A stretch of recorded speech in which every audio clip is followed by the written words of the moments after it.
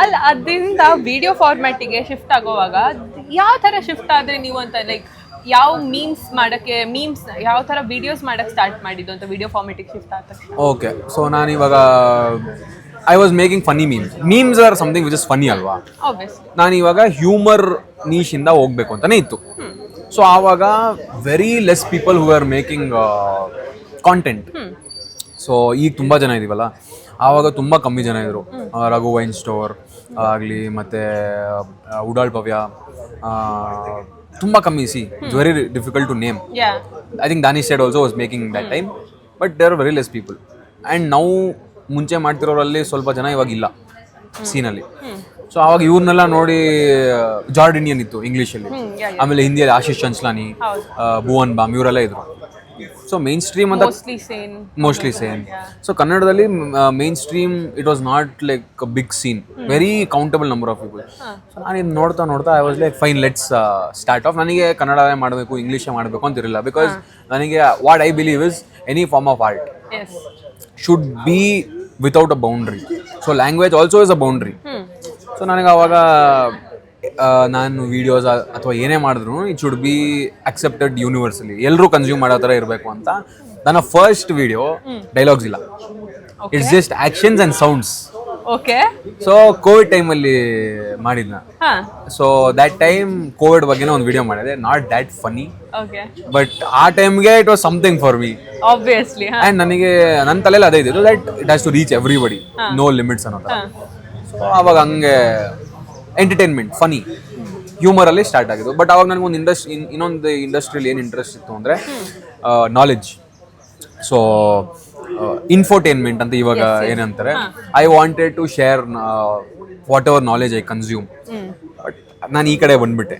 ಆ ಸೈಡ್ ಇನ್ನೂ ಇದೆ, ಯು ನೆವರ್ ನೋ, ನಾನು ಮತ್ತೆ ಶುರು ಮಾಡ್ಬೋದು. ಬಟ್ ಸದ್ಯಕ್ಕೆ it is JB Shashank 2.0 infotainment. JB Shashank, yeah, you never no.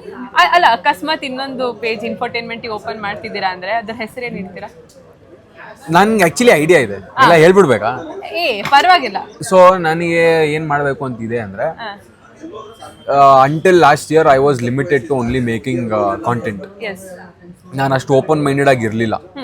ಆಮೇಲೆ ಕಲಿತೆ, ನಾವು ಒಂದೇ ಮಾಡ್ತಾ ಇದ್ರೆ ಇಟ್ಸ್ ನಾಟ್ ಸ್ಟ್ಯಾಗ್ನೇಟ್ ಆಗ್ಬೋದು. At the same time me as a person, ನಾನು ಲೈಫಲ್ಲಿ ಏನು ಎಕ್ಸ್ಪ್ಲೋರ್ ಮಾಡ್ತಾ ಇದ್ದೀನಿ, how much am I exploring my self.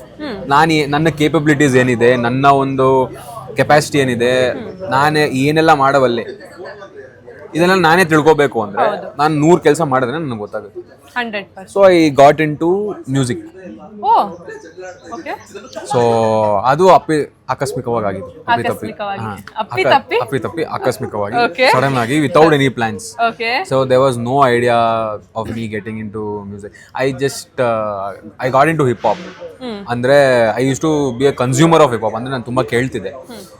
But then ಕೆಲವರು ಪರಿಚಯ ಆದರು, ಅವ್ರು ಮೋಟಿವೇಟ್ ಮಾಡೋಕ್ಕೆ ಸ್ಟಾರ್ಟ್ ಮಾಡಿದ್ರು, ಎನ್ಕರೇಜ್ ಮಾಡ್ತಿದ್ರು. ದಟ್ ಬ್ರೋ ನೀವು ಚೆನ್ನಾಗಿ ಬರೀತೀರಾ. ಸೊ ಹಿಪ್ ಹಾಪ್ ಅಂದರೆ ಹೆಂಗೆ, ಏನು ಮಾಡಬೇಕು, ಏನು ಮಾಡ್ಬೋದು ಅಂತೆಲ್ಲ ಒಂದು ಸ್ವಲ್ಪ ನಾಲೆಡ್ಜ್ ಗ್ಯಾದರ್ ಮಾಡಿ I got into music. So ಆ ಥರನೇ I want to get into everything. So ನನಗೆ let's say 2 years 3 years 4 years back ನಂದು ಒಬ್ಬರ ಜೊತೆ ಒಂದು ಮಾತುಕತೆ ನಡೆದಿತ್ತು. I still remember. ನಾನು ಅವಾಗ ಏನಂತಿದ್ದೆ ಅಂದರೆ, bro I want to be everywhere. ಅಂದರೆ ಎಲ್ಲ ಫಾರ್ಮ್ ಆಫ್ ಕಾಂಟೆಂಟ್, ಅಂದರೆ ಒಂದು ನೀಶ್ ಅಂತ ಇರಬಾರ್ದು. In every niche I should be there. I should be doing food, I should be doing travel, I should be doing fashion, I should be doing lifestyle, I should be doing humor. Name more niche. ಏನೆಲ್ಲ niche ಇದೆಯೋ ಎಲ್ಲ ನೀಶಲ್ಲೂ. Do you want to be like that actors who do all the sketch videos ಆ ಥರ? Not specifically, but in the field of content making, ಯಾವೆಲ್ಲ ನೀಶಲ್ಲಿ ನಾನು ಇರೋಕ್ಕಾಗುತ್ತೋ I want to be everywhere ಅಂತ. ಬಟ್ ಕೆಲವೊಂದು ಇದರಿಂದ ಅದು ಸ್ಲೋ ಆಗಿದೆ. Some day very soon 100%. ಯಾಕಂದ್ರೆ ನಮಗೆ ತಿಳುವಳಿಕೆ ಇರಬೇಕಲ್ಲ. ಸೊ ಅದನ್ನೆಲ್ಲ ನಾಲೆಜ್ ಗೇನ್ ಮಾಡಿಕೊಂಡು ಒಂದೇ ಸತಿ ಬರೋದು ಇಸ್ ದ ಪ್ಲಾನ್.